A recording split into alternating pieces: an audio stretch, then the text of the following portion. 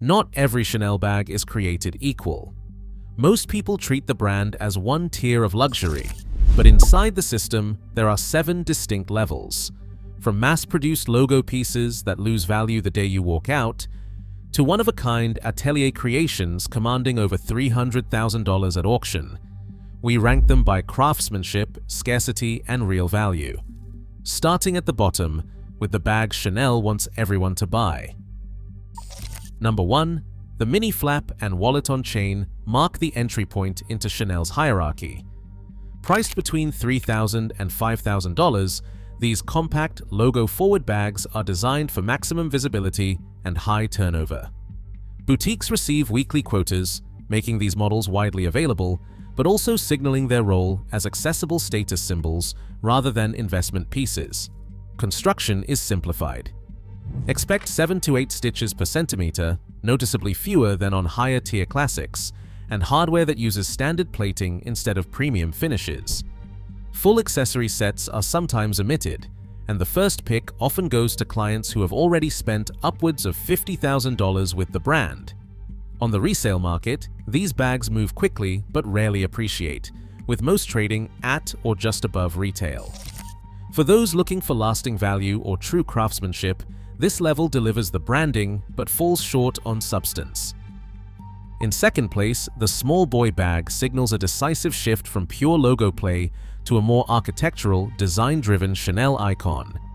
Retailing between $7,000 and $9,000, it commands a higher price and a noticeable step up in construction compared to entry-level models. The boy's boxy silhouette, bold chain, and signature push-lock hardware distinguish it as the first bag in the hierarchy to carry a real sense of identity, yet its value is far from guaranteed. Boutique access is still relatively open, but hardware finish can drive subtle premiums, with rose gold variants fetching around 5% more on the resale market. Trend colors and seasonal editions, however, often lag behind classic black or beige, sometimes trading below retail. The small boy bag's appeal lies in its design pedigree, but as a mid-level investment, it is more vulnerable to fashion cycles and market shifts than the sturdier classic flap that sits just above. Third on our list, the medium classic flap in caviar leather stands as the benchmark for investment-grade Chanel. Retailing between $9,000 and $12,000, this bag is engineered for durability, with caviar's grain-finished calfskin offering a level of abrasion resistance that lambskin simply cannot match. The craftsmanship is measurable. 9 to 10 stitches per centimeter, a clear step up from entry models and a key marker for authenticating quality. Every detail, from the gold-polished hardware to the precision of the quilting, is scrutinized by both buyers and the secondary market. Full sets, complete with dust bag, authenticity card, and original box, are not just collector preferences, they drive a 9% average resale premium over retail when the bag is in A+ condition. Liquidity is strong. Turnover times hover around 4 to 6 months, and the bag's value typically rises after each biannual price hike. The medium classic flap is where branding meets substance, offering the best balance of price, craftsmanship, and real-world resale performance before scarcity and invitation-only tiers begin to dominate the hierarchy. Number 4. The 2022 Mademoiselle Seasonal Flap signals a turning point in the Chanel hierarchy, where boutique exclusivity and limited runs meet a measurable drop in craftsmanship. Retailing between $12,000 and $18,000, this bag was offered through invitation-only previews with early access reserved for VYP clients. Yet beneath the surface, the 2022 Mademoiselle marks the first major shift away from Chanel's traditional construction standards. The interior lining, once pure silk, was replaced by a poly-cotton blend, a cost-saving move that left many collectors questioning durability. Stitch density fell by about half a stitch per square centimeter on Spanish-made units, a detail confirmed by authentication labs and community forums. While the hype around these seasonal releases drives initial demand, resale performance is uneven, and buyer sentiment has cooled as word spreads about the changes in materials and finish. The Mademoiselle flap stands as a cautionary tale. Exclusivity alone does not guarantee lasting value or true luxury. Number 5. The 2023 Camellia Caviar Boy marks a sharp escalation in Chanel's scarcity game. Released as a boutique-only drop and capped at just 250 pieces worldwide, this model was never available through standard retail channels. Access was strictly by invitation, with priority given to clients flagged as ultra VIP, typically those who had spent well over $150,000 in the previous year. The price tag, ranging from $18,000 to $30,000 depending on configuration, reflects not just materials, but the engineered rarity that drives short-term premiums. Within weeks of release, the Camellia Boy saw resale prices spike 15 to 25% above retail, a pattern fueled by the finite supply and the instant collector status attached to its production cap. Yet this is where the hierarchy gets more complex. Bags produced in Chanel's French atelier consistently command a 2 to 3% premium over their Spanish-made counterparts, a subtle but measurable signal that provenance still matters to discerning buyers. Unlike mass-market classics, the Camellia Boy's value is tied as much to boutique politics and client ranking as to design or construction. For those chasing exclusivity, this level delivers, but it also introduces real risk, as secondary market premiums tend to flatten once the initial hype fades. The Camellia Boy stands as proof that, at this tier, scarcity is a carefully managed commodity, and access, not just price, defines the true luxury experience. Number 6 marks the threshold where Chanel's handbags leave the realm of retail and enter the world of private allocation and atelier-level craft.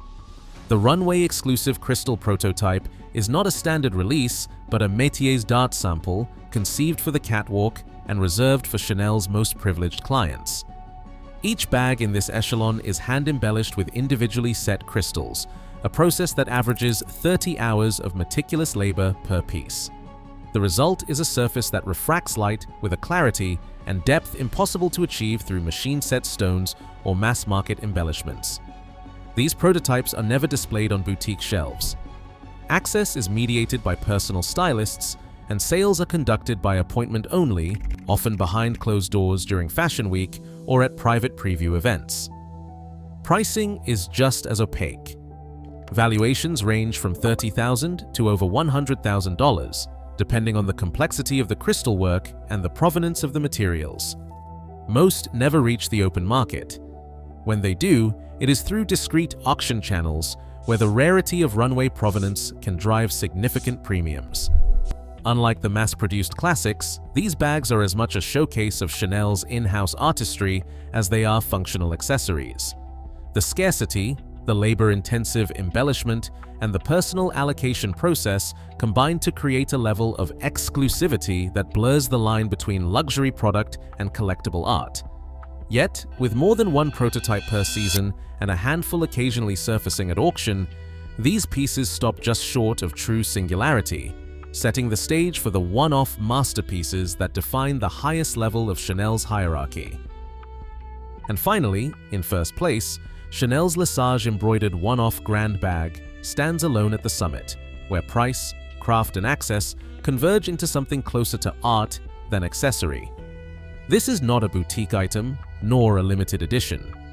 It is a singular object, conceived in secrecy and executed by the most storied ateliers in Paris: Lesage for embroidery, Goussens for goldsmithing, Lemery for crystal work. Each commission begins with a private meeting, sometimes involving the métier d'art director, and is reserved for clients with documented histories of spending $500,000 or more with the brand. The creation process is measured not in days or weeks, but in hundreds of hours. Estimates range from 350 up to 685 hours of labor, logged by master artisans whose names appear on the maker's note, tucked inside the final package. Materials are sourced globally.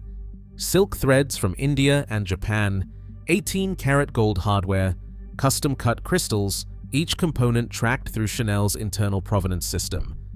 The result is a bag that rarely enters public view, except when a collector parts with one at auction.